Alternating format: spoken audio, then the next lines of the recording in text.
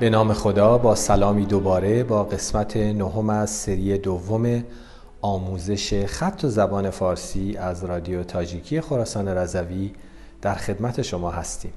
اگر یادتون باشه در جلسه قبل چند فعل رو براتون توضیح دادم که یکی از فعل‌های پرکاربرد در فارسی فعل است و هست است. این فعل‌ها بسیار پرکاربرد هستند و به معنای ایز انگلیسی هستند، یعنی است و هست توی انگلیسی میشه ایز.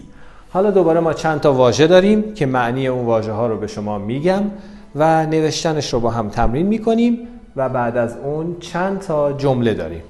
واژه اول بیمارستان به معنای هاسپیتال. بیمارستان.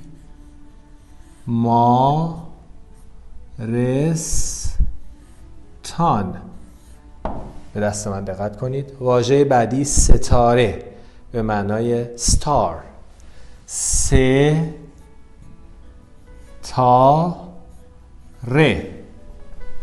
ستاره. واژه بعد آسمان.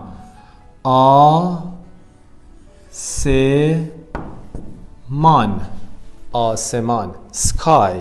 واژه بعد است که این از اینجا پاک میشه. است یعنی ایست.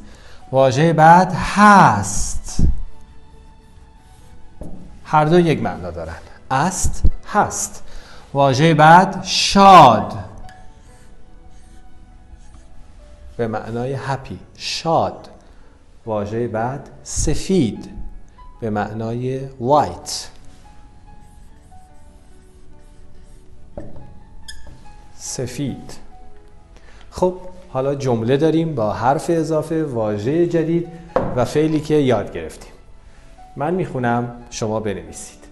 ستاره در آسمان است. Star is in sky. ستاره در آسمان است. ستاره در آسمان است. هوا در تبریز سرد است. تبریز یک شهریه در شمال غربی ایران. هوا یعنی weather در